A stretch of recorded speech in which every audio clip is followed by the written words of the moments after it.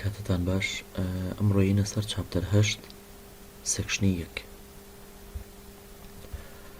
1 سێکشنی 1 باسی Discovery of the DNA یەکە Discovery of DNA بەم نۆتە دەست پێکەین وەرە ئەم نۆتە دووبارەیە Mendel concluded that hereditary factors determine many of the unorganisms trait يعني یەکێک بلو شتانەی کە Mendel found کرد hereditary factor determine each organism's trait. The hereditary factor are located on a chromosome in the form of gene. هیچ هیوایت یان ئەمانە دووبارە بینە سەر ئەم زانایە. Noted in 1928 British medical official Frederick Griffith was studying a bacterium called Streptococcus pneumoniae. زانایەکە بوو لە ساڵی 1928 دکتۆر بوو بڵێن تەبیب بوو فرێدریک گریفت ناوی فرێدریک گریفت بوو لە ساڵی 1928 هەڵ ئەسا بە دیراسەکردنی بەکتریایەک جۆری بەکتریایەک پێوترێت ستریپتۆکۆکس نیومۆنیا. ستریپتۆ یعنی وەکو شێوەی نێکلیس، کۆکس یعنی سفیریکل، نیومۆنیا یعنی تقريبا وەکو لام pneumonia. Streptococcus pneumonia. The abbreviation of the Streptococcus pneumonia is S pneumonia. Griffith was trying to develop a vaccine against disease causing or virulent strain of bacteria.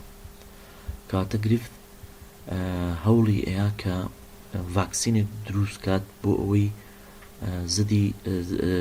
زدی تریپتۆکۆکس نیمۆنیا. طبعا نیومۆنیا لەنگ دەزیز ئەو هەوڵەیە کە ڤاکسینێک دروست کات زدی زدی ستریپتۆکۆکس نیمۆنیا، چونکە ستریپتۆکۆکس نیمۆنیا یەکێک بوو لەو بەکتریانی کە کیلەر بوون، کیلەر بەکتریا بوون، پاثۆجینیک بەکتریا بوون، خەڵکێکی زۆری کوشت بوو. Virulent strain of bacterium. Virulent strain of bacterium. We have two strains of the Streptococcus pneumonia. Strain mean type or subspecies. Subspecies of Streptococcus pneumonia. We have two types of the Streptococcus pneumonia. We have two types of Streptococcus pneumonia. A strain, also called virulent, pathogenic, and R strain, non-virulent, non-pathogenic, harmless. A strain have other two names. A strain, virulent bacteria, harmful bacteria. R strain have other two names, harmless, and non-virulent bacteria. So we have two types of the S Streptococcus pneumonia or S pneumonia, A strain and R strain. A strain of Streptococcus pneumonia and R strain Streptococcus pneumonia. What are the differences between them? One of the differences between them can cause a lung disease, pneumonia in mammal. So A strain can cause lung disease called pneumonia in mammal, like rat, mice, rabbit, duck, human. But A strain do not cause any cancer disease. Please focus on that. Just cause pneumonia, not cancer. R strain cannot cause disease, any disease, because it is harmless. Each virulent bacteria is surrounded by capsule. The capsule made of polysaccharide. Poly يعني many, saccharide يعني sugar. The capsule made up of polysaccharide that protects it from body defense system, especially macrophage. While each R strain, each non-virulent R strain lacks capsule. That's why unable to protect themselves from immune system. This capsule protect the bacteria and it is slippery. What is the meaning slippery? Slippery يعني لزجة أو لوسة. كاتك ماكروفيج أيوة إنجلفيكا لجر دمي درجة كاتا each virulent bacteria surrounded by capsule. أبي بزاني capsule دو كاركترسي هي يكم لبوليساكرايد بيكاتو لبوليساكرايد دو هميان slippery. Slippery. This slippery capsule prevent the cell or virulent bacteria of the defense system from capturing destroying bacterial cell. While R strain have no capsule. The capsule located outermost of the bacteria. Below the capsule have cell wall. And then finally innermost is cell membrane. While R strain have just cell wall and innermost is cell membrane. So the R strain surrounded by two membrane, cell membrane and cell wall. While A strain surrounded by three layers, cell membrane, the middle layer is cell wall, outermost is capsule. Why A strain is called A strain? A strain because it is grow as smooth edges colony when grow in petri dish. What is the meaning petri dish? petri dish أو شوشة يعني بلاستيكيكا بو گروی بەکتریا بەکارێ وەکو کەڵچەرێک يعني ئەمە کەڵچەر ئەگاری تێکرێ ئەگاریش لە ڕێد ئەڵجایەوە دروست ئەکستراکت دەکرێت ئەکرێتە ناو ئەم هینەوە ئەم پەتری دیشەوە پاشان ئیتر بەکتریای تێکرێت و سەرقاپەکەی ڕێتەوە جاکرێتە ناو ئینکیوبیشنەوە بۆ ئەوەی کە بەکتریای تیا بەخێوکرێت بۆ دیراسەکردن و ڕسەرچ و شتانە ئەوەش بەکتریای ستریپتۆکۆکەس نیمۆنیا چەند جوان بەکتریای ستریپتۆکۆکەس نیمۆنیا بە شێوەی ستریپدا واتە بە شێوەی چین بە شێوەی چین ستریپتۆکۆکەس نیمۆنیا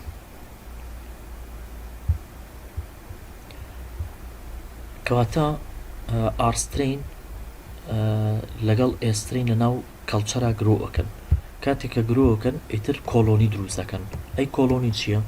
گروپێک لە بەکتریا پێکەوە لە شوێنێکە بژین پیانەوترێ کۆلۆنی اینجا ئەم کۆلۆنیانە چین لە ملیۆنێ بەکتریا پێکاتون same structure and same species live together in one place و ئەبینڕێ بە چاو یعنی ئەتیادی مایکرۆسکۆپیکی نییە ئەبینڕێ بە چاو بە چاوی ئەتیادی ئەبینڕێت ئەمە بەنسبەت بڵین کۆلۆنی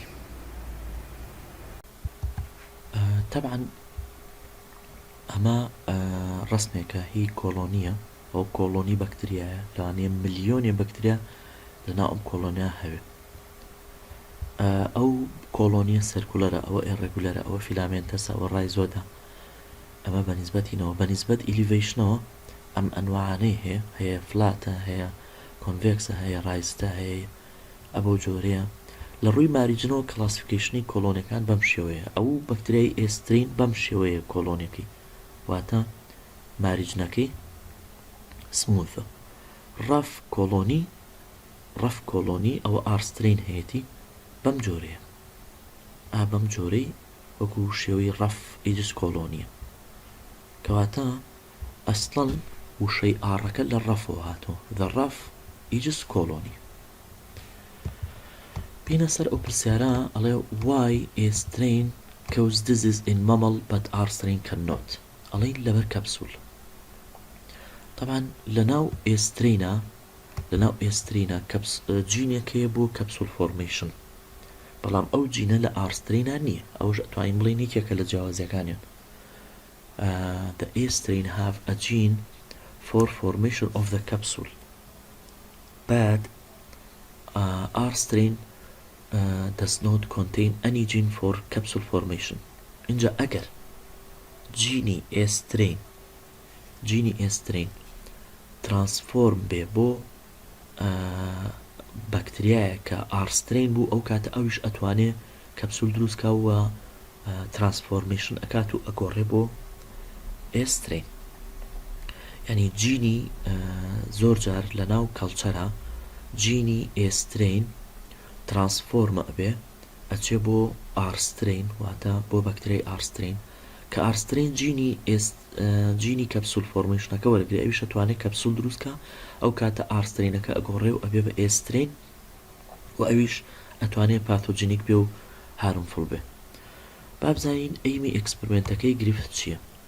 ئەیمی ئەکسپریمنتەکەی گریفت بریتی بوو لەوە The experiment provide insight about nature of hereditary material. کەواتە ئەمە ئەیمی ئەکسپریمنتەکەیتی نەک vaccine formation. ئەیمی ئەکسپریمنتەکەی nature of the hereditary material. ئێمە لە سەکشنیەکە سێ ئەکسپریمنت ئەخوێنین: ئەکسپریمنتی گریفت، ئەکسپریمنتی ئەڤێری، ئەکسپریمنتی هێرشی ئەند چەیس. هەر سێکیان ئەیمی خۆیان هەیە ئەبێ ئەیمەکانی لەبەرکەی. ئەیمی ئەکسپریمنتەکەی گریفت nature of hereditary material. با بزانین ئەکسپریمنتەکەی گریفت چی بوو؟ ئەکسپریمنتەکەی گریفت بە تەسەسول ئەبێ لەبەریکەن 1 2 3 4 چوار ئەکسپریمنت بوو. ساڵێکیان ئەم ئەکسپریمنتە هاتەوە 8 دەرەجەی لەسەر بوو. 8 دەرەجە. لە هەر ئەکسپریمنتێکە ئەبێ بزانی what did Griffith do, what did his result, why. ئەو سێ پرسیارە: چی کرد، چی بۆ دەرچوو، بۆچی. باشە؟ In experiment number 1 he injected mouth with leaf arsel واتە بەکتریای ئارسێڵی هێنا ئینجێکتی کرد بۆ گروپێک لە مایس. ریزەڵتەکەی چی بوو؟ ریزەڵتەکەی سەرڤایڤ بوو. ئالێرە بنووسن سەرڤایڤد. کەواتە چی کرد؟ he injected mice with leaf arsel. چی بۆ دەرچوو؟ ریزەڵتەکەی چی بوو؟ all mice were survived. ئەی کۆنکلوژنەکەی بۆچی؟ arsel do not kill the mouse.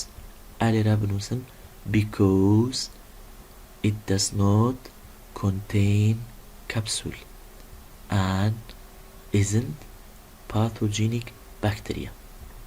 ئەو ئەکسپریمنتی یەکەم هەر سێ پرسیارەکە جواب بنەوە: چی کرد، چی بۆ دەرچوو، بۆچی. In experiment number 2 he injected mice. بۆیە ئەڵم mice چونکە گروپێک لە مایسی بەکارهێنا نەک یەک مایس، بەڵام لە ڕسمەکە یەک ماوسە.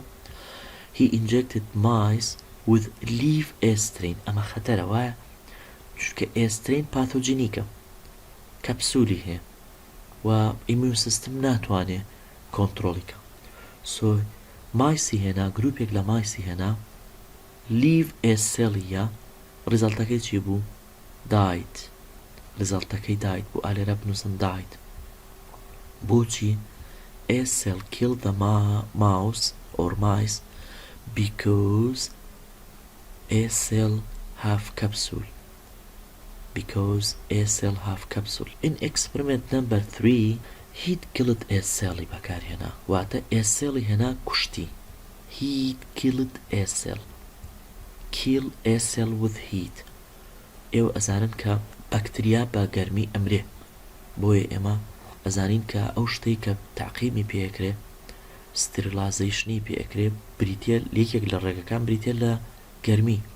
کاتێک کە شتێک گەرمەکە ئیتر بەکتریای پێوە نامێنێ. ئەم بەکتریای ئێسێڵی هێنا، گەرمی کرد، کوشتی، پاشان ئینجێکتی کرد بۆ ماوس یاخود مایس with heat killed a cell.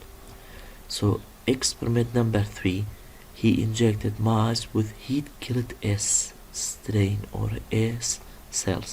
چی بینی؟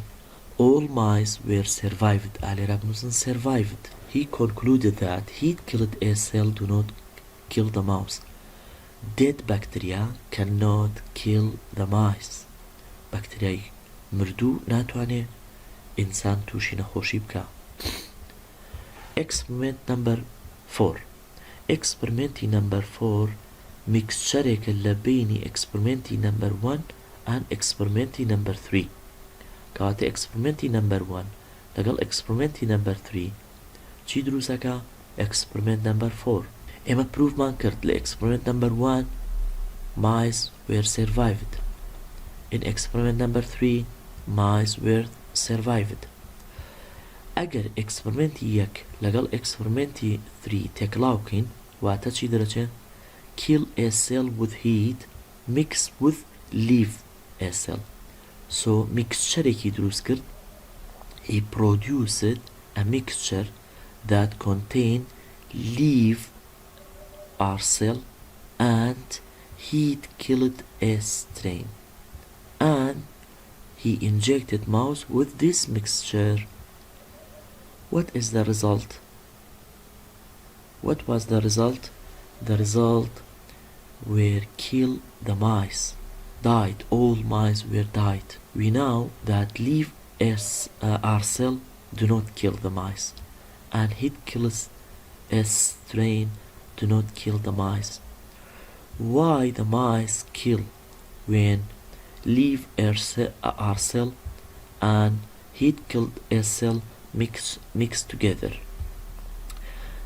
Again, because ئەمە زۆر مهمە لەبەریکەن hereditary material نابێ بڵێ gene نابێ بڵێ DNA just hereditary material ئەبێ بڵێ hereditary material چونکە لە ساڵی 1928 نەیانەزانی جارە جین چییە بەس ئەیانزانی hereditary material چییە.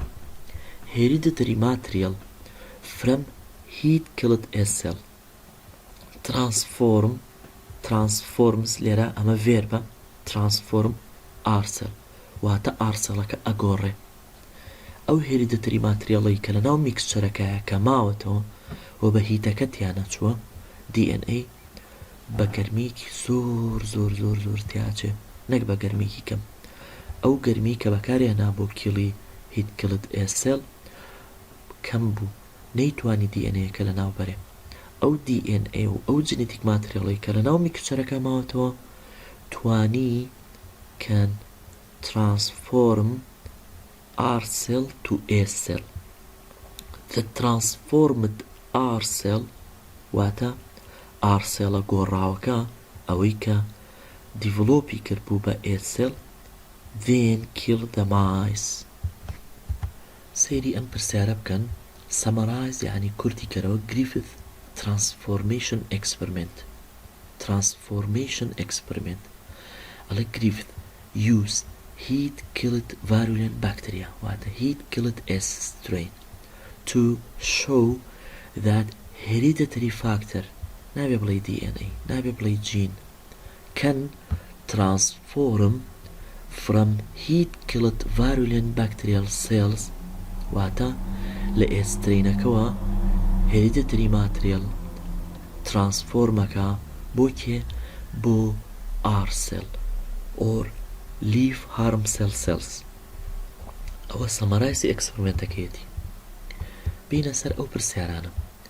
What did Griffith do and see? چی کرد و چی بینی لە ئەکسپریمەنتی نمبر 1 and 2؟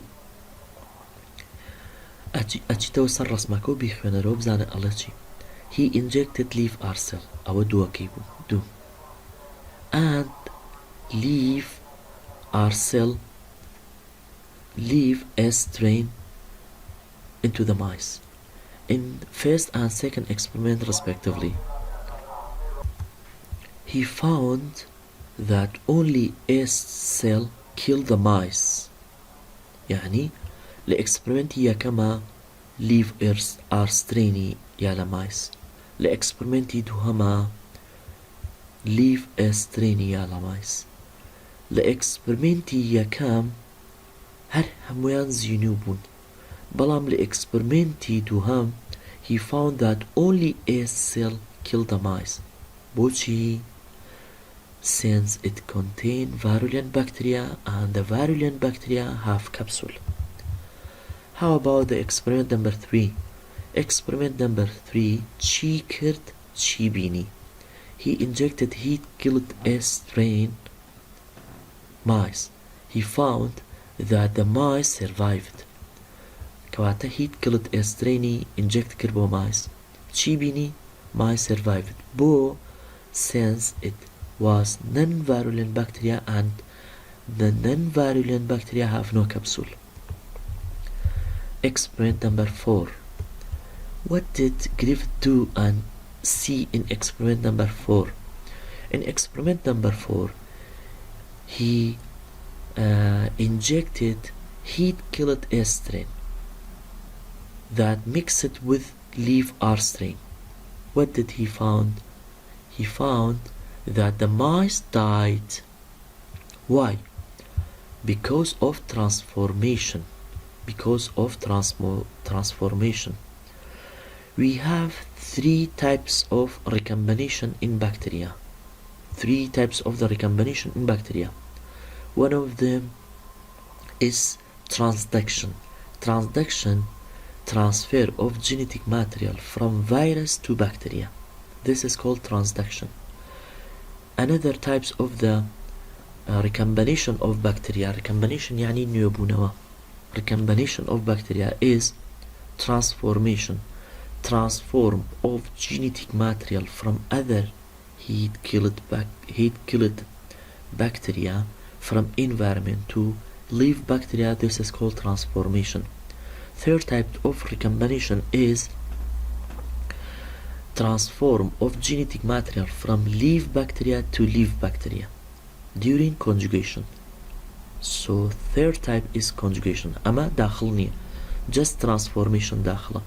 Transformation ببي منهج textbook كتابي بولي دوانزا أما بيناسكيتي means heat-killed virulent bacterial cell A strain release hereditary factor that transfer from disease-causing ability to leave harm cell or R strain. واتا transfer genetic material كلا heat-killed A cell كور release بوا أجد بو كوي بو R cell بمش transformation رؤية.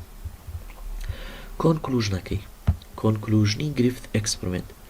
Griffith concluded from his 4 experiments. كواتا چند experiment هبو Griffith 4 experiment هبو. لإكسبرمنتي أخيرة زور مهمة چونك أوا ريزلتاكي ببطاعتي بودرجو that heat-killed virulent bacterial cell A strain release hereditary factor. كواتا heat-killed virulent bacterial cell release چيكا hereditary factor أكا that transfer the disease-causing ability واتا أو جينيكا تايبتا بكبسول formation أتشبو كوي أتشبو harmless cells. This type of transfer of genetic material from one cell to another cell or from one organism to another organism is called transformation. كواتا چندين جار هاتو تو علي كي transformation دوزيوه تو علي Griffith بهوي چيود heat-killed A cell ياخد leave R cell قرابو heat-killed A cell علي بهوي transformational. Griffith experiment show that أما زور مهمة زور Griffith experiments show that hereditary material can pass from one bacterial cell to another. So Griffith concluded or show that the hereditary material can pass from one bacterial cell to another through a process called transformation.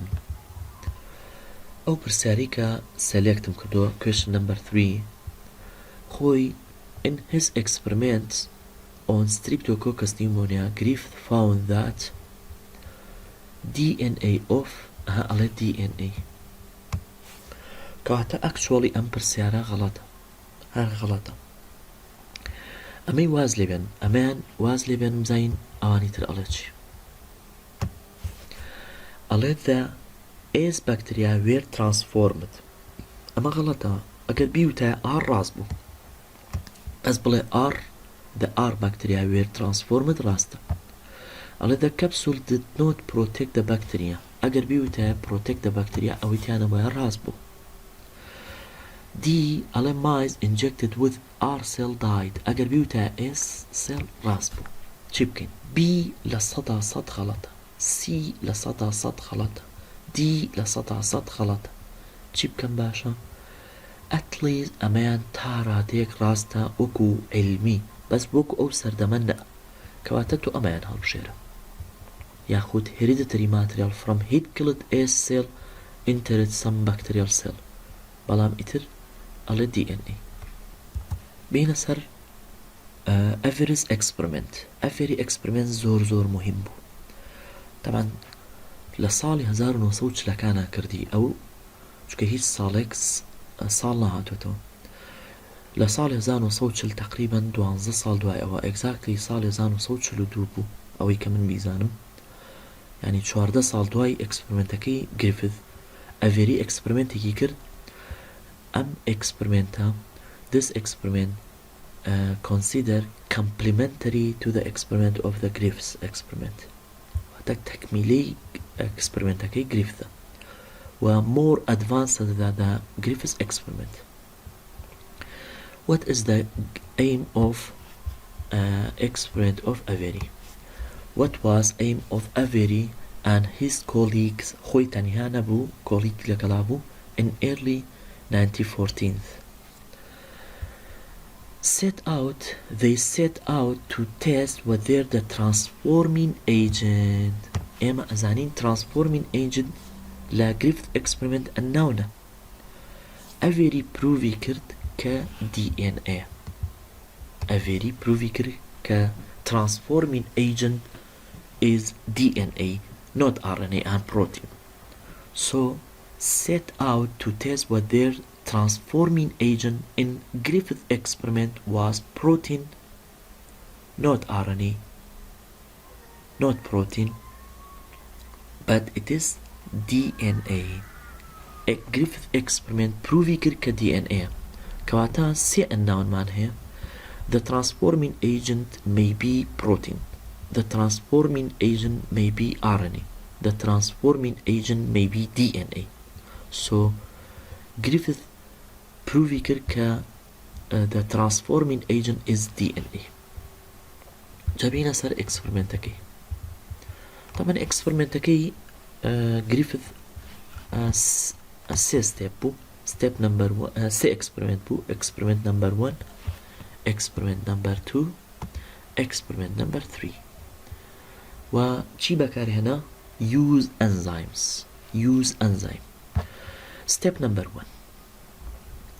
number 1 A strain alive هنا A strain alive چی کرد treatment heat treatment هی کرد واتا heat killed A strain کشتی dead bacteria دروست کرد ل A strain ل experiment number 1 they used protease they used a protease what is the meaning of protease protease is an enzyme for destroying all protein in the heat killed A strain so protease can destroy all proteins in the heat killed A strain so if you have a tube contain heat killed A cell that heat killed A cell contain DNA RNA protein but when we add protease into the tube it destroy all protein in the container then the tube contain just RNA and DNA يعني اگر تيوبك مان هبه استريني تيابه كاستريني تيابه او كاتا RNA تيا DNA تيا بروتين تيا بلام كاتا كبروتيز ادكين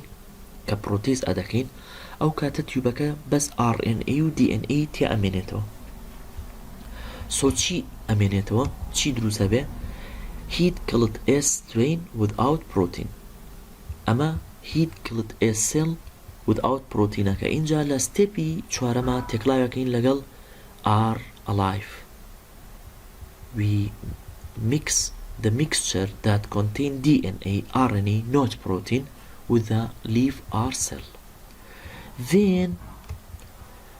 then he injected mice دوایەوە inject یەکەین stepی پێنجەم injected mice with the mixture and result بزانین مایسەکان چیان لێ هات missing protein was able to transform R cell into A cell and kill the mice کەواتە مایسەکان هەر هەمووی دایت بوون هەموو مایسەکان دایت بوون So transformation occurred. So transformation occurred. So transforming agent isn't protein and protein is no genetic material. أتواني ليريش أبنوسي the transformation occurred and transformation do not depend on existing protein. و ئێستا تیوبەکە ئێسترینی تایە RNA تایە DNA تایە بەڵام پرۆتینی تیا نییە کەچی ئەلایفەکان گۆڕان بۆ ئێسترین بەبێ پرۆتین کەواتە ترانسفۆرمین ئەیجنت ئەو شتەی کە ترانسفۆرمە بێت لە هیت کلت ئێسێلەوە بۆ ئارسێل پرۆتین نییە. بینە سەر ئەکسپریمنت نمبر 2. ئەکسپریمنت نمبر 2 ئەینەن ستێپی کرد. ستێپی یەکەم ئێسترین ئەلایفی هێنا تریتمنتی کرد بە هیت کوشتی پاشان RNAs بەکارهێنا. RNAs. What is them? RNAs. RNAs an enzyme that destroy all RNA in the container. کەواتە لێرە لە تیوبەکە لەم ستێپەیە هیت کلت ئێسێڵەکە RNA تایە DNA تایە پرۆتینی تایە. But while we add RNAs the all RNAs in the tube were destroyed by RNAs. So resultەکەی چی دروستە بێ contain it form a strain without RNA. لەم ستێپە هیچ پرۆتینێکمان تیا نەهێشت بەس لەم ستێپە هیچ RNAیەکمان تیا نەهێشت. ئێستا لەم ستێپە چی تایە پرۆتینی تیا. لێرە بنووسن contain protein and DNA. لێرە بنووسن contain DNA and RNA. So دوای ئەوە a strain without RNA mixed with the leaf R cell. اینجا دوای ئەوە injectiان کرد بۆ مایسەکە. سەیری لە ستێپی پێنجەمە he injected mixture with the mice. Missing RNA was able to transform R cell into A cell. کەواتە R cellەکانیش دیسان گۆڕان مادەم transformation occur بوو. بەچی ئازانیان transformation occur بوو چونکە all mice were died. لە ئەکسپریمنتی نمبر 2 مایسەکان مردن. So the transformation occur and the transformation do not depend on RNA. So the transformation agent isn't RNA and RNA is not genetic material in bacteria.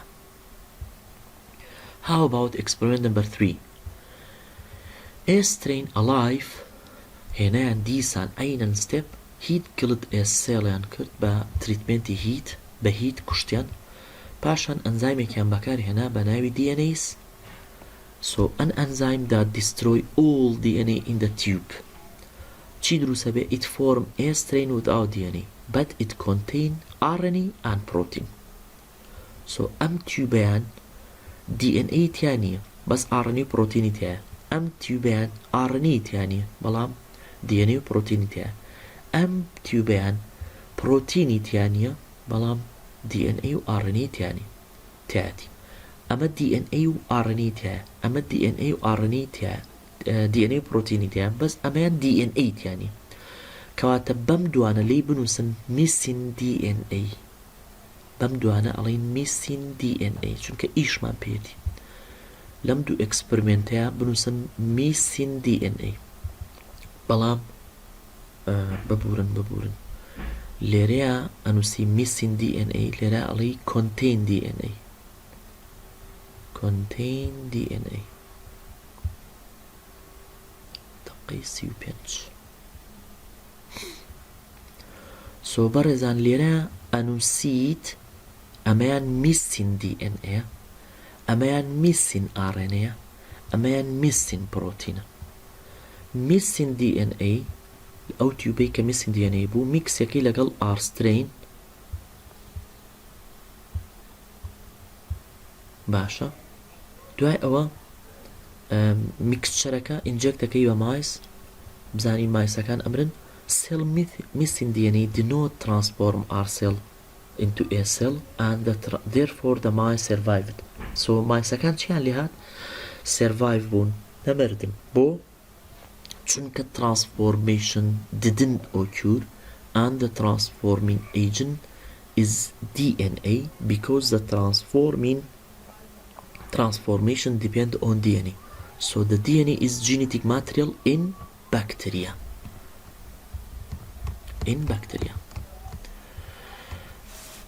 Discovery, however, is experiment led to understanding the DNA as a molecule of the hereditary material. أما أصلا نوتيشة يعني نوتو زورج مهمة هم علي چه زانایك پروفی کرد که genetic material لا بكتيريا DNA باشوي correctly علي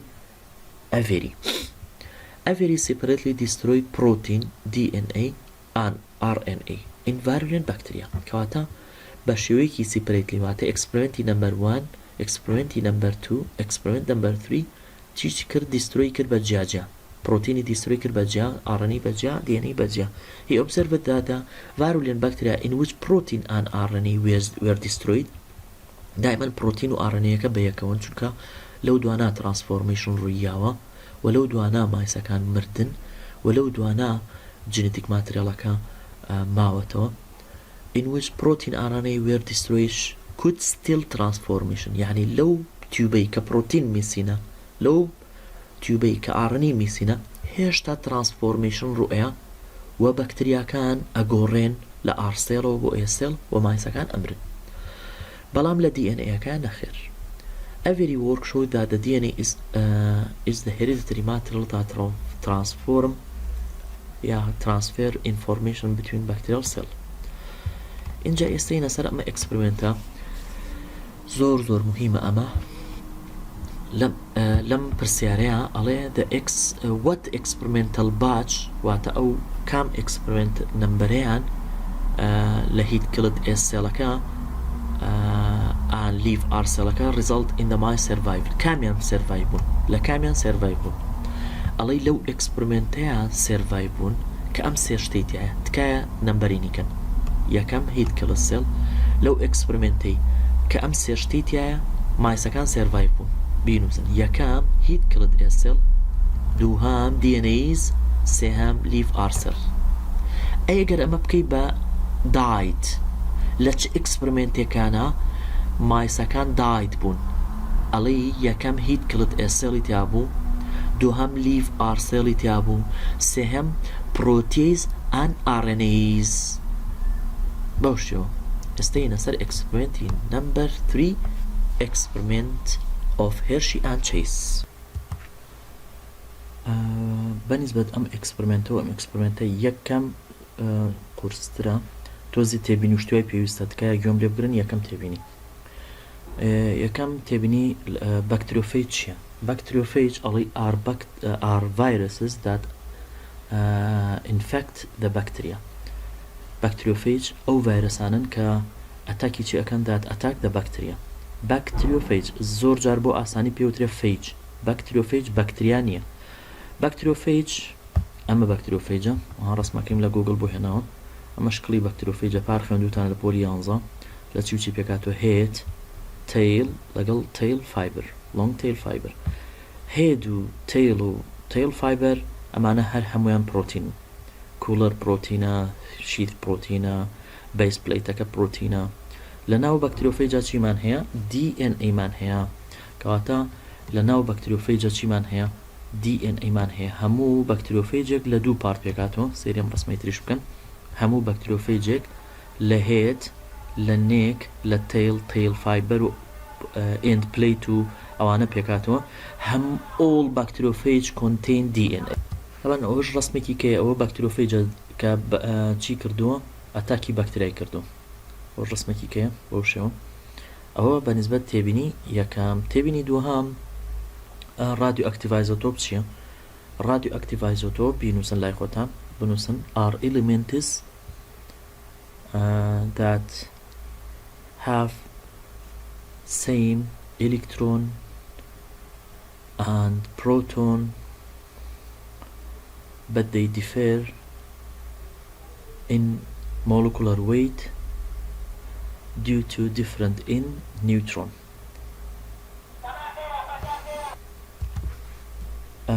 And when it exposes to X-ray or any radiation. It reflects the in the form of the glowing. وەکو ئەوەی کە لەم پێناسی شاتیاتی ئەمەش رادیو ئەکتیڤ ئایزۆتۆپە لە گوگڵا سەرچم کردووە نووسێتی رادیو ئەکتیڤ ئایزۆتۆپ ئەو ئیلیمنتانن ئارناون رادیو ئایزۆتۆپ or radio nuclide. Radioactive nuclide is any several species of the same chemical element. واتە any element بۆ منە کاربۆنی 12 مان هەیە و کاربۆنی 14 مان هەیە. کاربۆنی 14 ئەوە کاربۆنی مشعە واتە رادیشنی هەیە بۆ half aged بەکاریە with different masses کەواتە ماسەکانی مۆلکولەر وەیتەکەی فەرقی هەیە و نیوکلیەکەی unstable اینجا ئینێرژی زۆر بە شێوەیەکی سپۆنتانسلی و ئەمانە ئەو ئینێرژی یاخود ئەو رادیشنەی کە یا بە شێوەی ئەلفا و بێتا و گامایە گاماڕێ. ئەنواعی رادیو ئەکتیڤ ئایزۆتۆپمان هەیە بۆ نەگەر example لین رادیو ئەکتیڤ ئایزۆتۆمی کاربۆنی 14 مان هەیە، تیتانیەمان هەیە، یۆرانیۆممان هەیە، ئایۆداینمان هەیە، بۆ منە کۆباڵتمان هەیە، زینکمان هەیە، کاربۆنی 12 ئەوشە رادیو ئەکتیڤ ئایزۆتۆپە. ئەم رادیو ئەکتیڤ ئایزۆتۆپانە زۆر لە بەحسی علمیە جاران زۆر بەکارێنن، بەڵام ئێستا بەکاری نایەنن چونکە سەرەتان و شتیوای پێوەیە کانسەر دروستەکە. رادیو ئەکتیڤ ئایزۆتۆپەکان بریتین لەو ئیلیمنتانەی کە سەی مۆلکولەر نەمبەریان نییە بەهۆی ئەوەی کە different نیوترۆنیان هەیە. for example ئەگەر نمونەیەک بێنینەوە ئێمە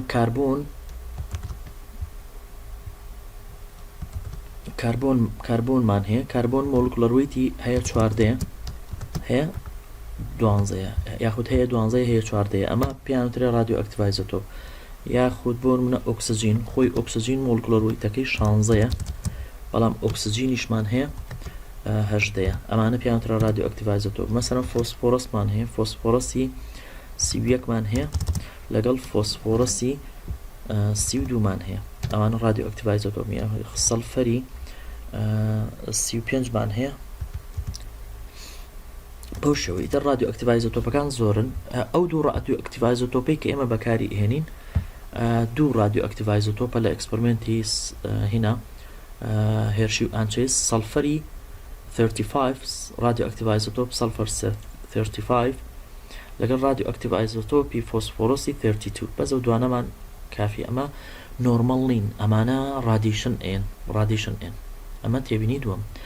تێبینی سێهەم بریتە لەوەی کە لە هینا لە پرۆتینە ئیلیمنتێکی تیا پێوترە سەڵفەر کە لە DNA نییە، بەڵام لە DNA ئیلیمنتێکی تیا کە پێوترە فۆسفۆرس کە لە پرۆتینە نییە. کەواتە ئێمە بۆیە سەڵفەر و فۆسفۆرسی رادیو ئەکتیڤ ئایزۆتۆپی ئەو دوانەمان هەبژاردووە بۆی بتوانین لەیبڵی DNA و پرۆتینی پێ بکەین. پرۆتین خۆی هەموو پرۆتینێک سەڵفەری تایە و هەموو DNAش فۆسفۆرسی تایە.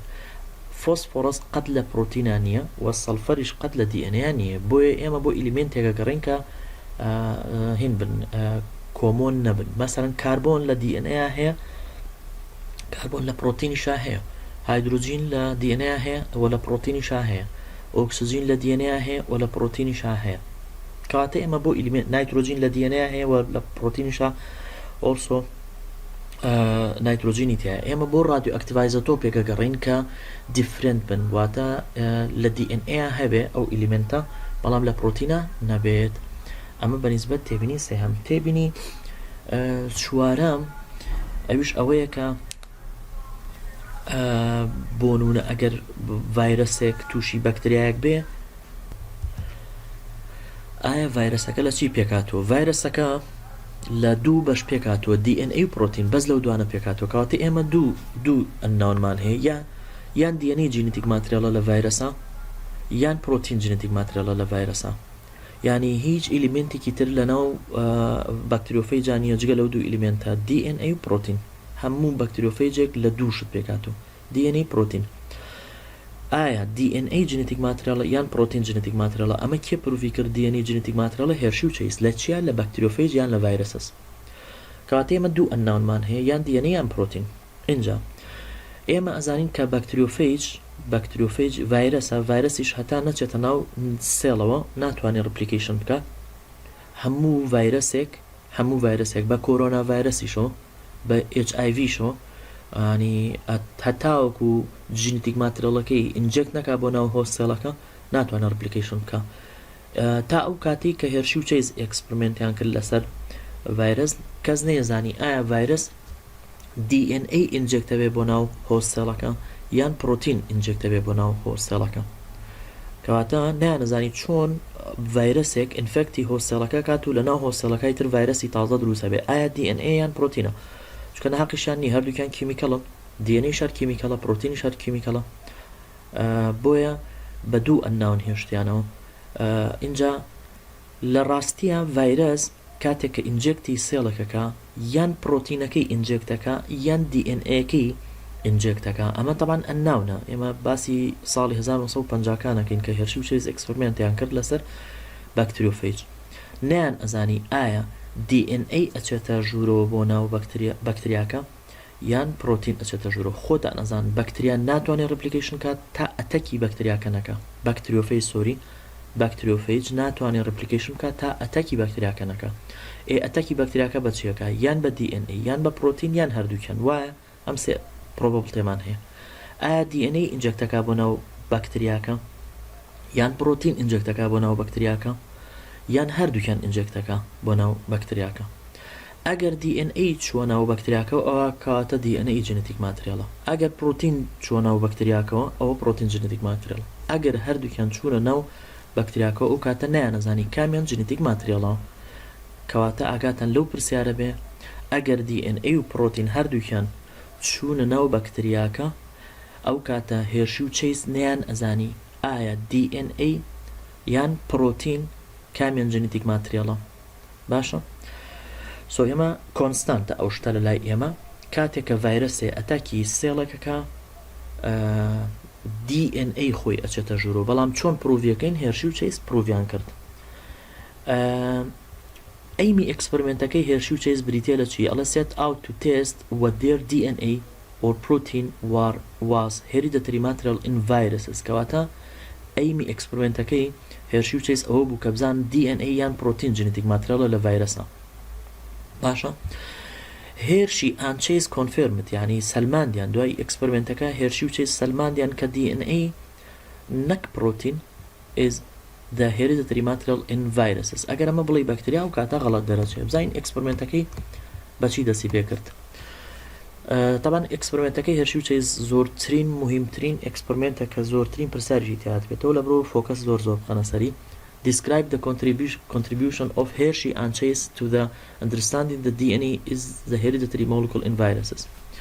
طبعا Hershey و Chase use radioactive isotope while Avery use enzyme. كواتا أجر أنالوجيا دروس كين ألين Avery دو نقطة enzymes Hershey and Chase دو نقطة radioactive isotope ياخد ألين Avery prove that genetic material in bacteria is DNA. أي Hershey and Chase ألين prove that the genetic material in virus is DNA. So يعني بزان أي مكيتشيا بزان ئەو شتێکە بەکاری هەنا چی بوو بۆشەوە Hershey and Chase use radioactive isotope to show the DNA carry hereditary information from the viruses or bacteriophage into the bacteria با بزانین ئەکسپریمنتەکە ستێپی یەکەم چییە ستێپی یەکەم بەم شێوە دەست پێکە ئەڵێ Hershey and Chase use radioactive isotope to label protein ئەمە چەندین جار ئەم پرسیارە هاتوتەوە لە بەکلۆریە باشە چەندین جار ئەمە هاتوتەوە لە بەکلۆریە خاڵی یەکەم ئەبێ زۆر فۆکەس بخەنە سەری Hershey and Chase use radioactive isotope to label the protein and DNA. How Hershey and Chase use radioactive isotope to label the protein and DNA. طبعا بۆچی radioactive isotope یان بەکار هێنا بۆ لیبلی پرۆتین و DNA. طبعا پرۆتین و DNA لیبلەکەین پرۆتین بۆ منە بە radioactive isotope سەڵفەری 35 لیبلەکەین بۆی بزانین بزانین فەیتی ئەو پرۆتینە بۆ ئەوی بزانین ئەو پرۆتینە کە لەیبڵی ئەەکەین بۆ نمونە ئەگەر سەڵفەری 35 بەکار بێنین بۆ دروستکردنی ئەو پرۆتینی کە لە بەکتریۆفەیجەکە هەیە ئەو کاتە دوایەکەین بزانین چیە وەکو GPS وایە GPS نازام ئەگەر بزان چۆنە مەسەرەن تۆ متابعەیەکێکی بزانی بۆ کۆڕا بۆ کۆ ناڕوا GPS ێکە خەیتە گیرفانی ئیترە و کاتە ئەزانی بۆ کۆڕا بۆ کۆ ناڕوا لە چه شوێنێکە بۆی لێون نەبێ کاتە تۆ پرۆتینەکە رادیۆئەکتیڤایزۆتۆپی سەڵفەری بەکار هێنی خۆتەنزان ئەوش گلۆین ئەکا هی بەکتریۆفەیجەکە پاشان بەکتریۆفەیجەکە چیلی ئەەکەی واکەی بۆی بتوانێت ئینفەکتی بەکتریایەک بکە دوایەوە کە ئینفەکتی بەکتریاکەی کرد دوای پرۆتینەکەکەوی بزانانی ئایا پرۆتینەکە لە دەرەوەی بەکتریاکە مێنێتەوە یانە چێتە ناو بەکتریاکە چکە دوایە ئەکسپۆسەکەی بۆ ئەکسڕی ئەگەر ناوەوەی بەکتریاکە گلۆوینی کرد کەواتە پرۆتینەکە چۆتە ژوورۆ ئەگەر دەرەوەی بەکتریاکە گلۆوینی کرد واتە نەچۆتە ناوە کەواتە جنێتیک ماتریاڵ ئێمە فۆکەسە خێنە سەر ئەوەی کە ئایا بەکتریۆفەیجەکە چی ئینجێکتەکە بۆ ناو بەکتریاکە ئایا پرۆتین ئینجێکتەکە یان DNA بە هەمان شێوە بۆ DNAش رادیۆئەکتیڤایزۆتۆپی چی بەکارێنین فۆسفۆرسی C2 تکایە ئەوانە لەبەرکەن هێرشی and chase use radioactive isotope sulfur 35 to label protein and also use radioactive isotope phosphor 32 to label DNA ئەمە ئەبێ لەبەرکەن why ئەڵێ because protein contains sulfur ئەمەشان ئەڵێ لەبەروی because DNA contain phosphorus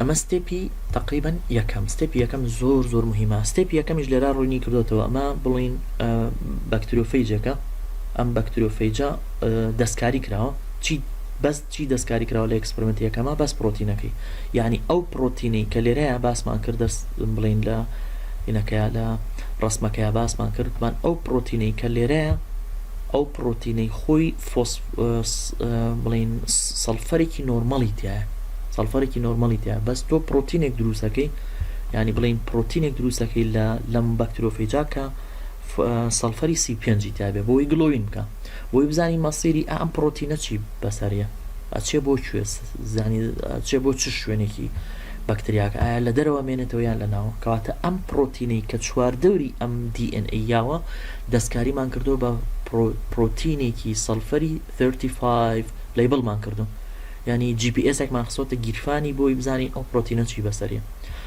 پاشان وایلی ئەەکەین کە چی بکات تووشی چی بکە تووشی بەکتریاکە بکە لیبل بەکتریۆفەیجز واتە protein label by sulfur 35 DNA labeled by 32 phosphorus with radioactive isotope allow phage to infect bacteria infecti bacterial cellaka كما ستيبي يكم تقريبا ليريا ستيبي يكم دوم لشرحكا ستيبي يكم دومي area they allow with protein labeled DNA and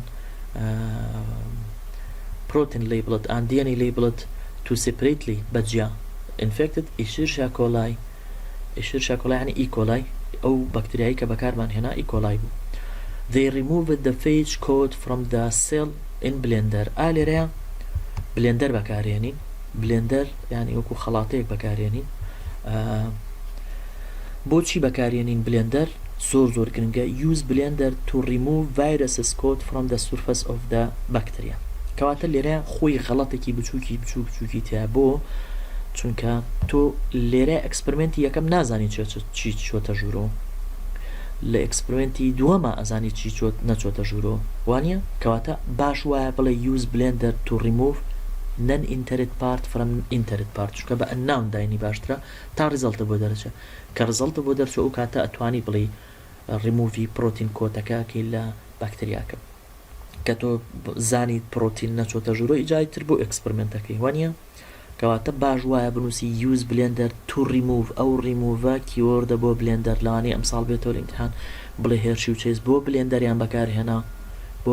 بەکارهێنا بۆ ئەکسپریمنتەکان ئەڵێ use blender to remove non-entered part from entered part non-entered partەکە خۆمان ئەزانین پرۆتینە بەڵام تۆ بە ئەنناون بیێڵیتەوە باشترە entered partەکەش DNA-ەوە تا خۆ DNA خۆ ئەوانیە بڵایندنس نین ئەتوانین بزانین ئەوە DNA چۆتە ژوورۆجا ئەمە بەڕەسم وایە خۆی لە واقعە کاتۆ ئەکسپریمنتەکەی نە DNA بینینە پرۆتینە ئەسڵەن ناشزانی کامیان چۆتە ژوورۆ کەواتە use blender بلندەر بەکارێنی کە بلندەر بەکارێنی دوایە سنتەرفیوج بەکارێنی use centrifuge to separate heavier bacteria from the lighter phage. centrifuge یەک عادەتی هەیە لەسەر بیسکی centrifugal force ئیشەکە بەکتریاکان هەمووی ئەو بەکتریانە تەبان ئەمانە پێیان وترێ پرۆجینی ئۆفسپرینی ئەو بەکتریایە ئەم بەکتریانە باینەری فیژنەکەن زۆرە بن DNA بەکتریۆفێجەکەش چۆتە ناوە ئەم بەکتریا باینەری فیژنەکە ڤایرەسەکەش بە هەمان شێوە لە ناوی ڕپلیکیشنەکە ئەو ڤایرەسەی کە تووشی بووە ئەم بەکتریایانە چەند بەکتریا دروست بوو بێ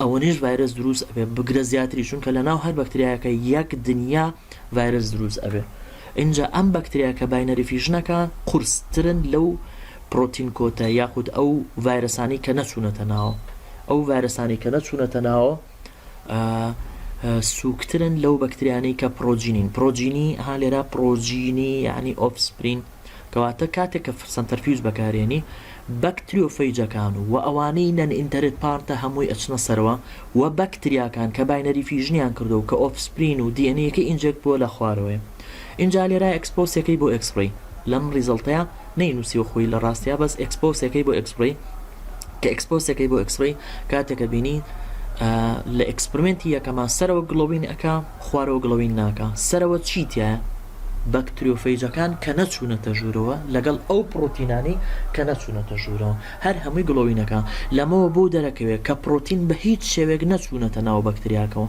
مادەم ئەو پرۆتینەی کە لە ئۆریژنەڵی تۆ لی بڵت کردو نەچوونەتە ناوە کەواتە پرۆتین جینێتیک ماتریال نییە لە بەکتریۆفەیجەکەیە کەواتە هیچ پرۆتینێک نەچۆنەتە ژوورە بەڵام هەرچەنە لە شەرحەکەیاڵە چی they found that the entire viral DNA هەموو viral DNA-کە little of the protein ئەمە ڕاستەکەی میستێکی تەجروبە میستێکی بڵین لابە لە لابە هەموو کەسێک ئەتوانێت غەڵەت بکات و کەمێک لە پرۆتینەکان لەوانەیە نووسابن بە دیوارەکەی و لە بلندەر و سنتەرفیوجەکە جیانەکرابێتەوە بۆیە ئەو لیتل پرۆتینە نگلێتت ئەەکەین ئەمە حسابەکەین کەواتە زۆربەی زۆر لە 9.9 پرۆتینەکان نەچوونە ناو بەکتریاکەوە کە ئێمە لەیبڵمان کردو چۆن زانیمان نەچوونەتە ناوە سەرەوە گڵۆوینەکە بۆ گڵۆویەکە چونکە لەیبڵمان کردو کەواتە مادەم سەرەوە لەیبڵەکەی سەرەوە گڵۆوین ئەکا کەواتەمانە پرۆتینن ئەو پرۆتینە نەچوونەتە ناو بەکتریاکەوە کەواتە جنێتیک ماترێن لە ئەکسپریمنتی دووەمە عینەن ستێپیەکەی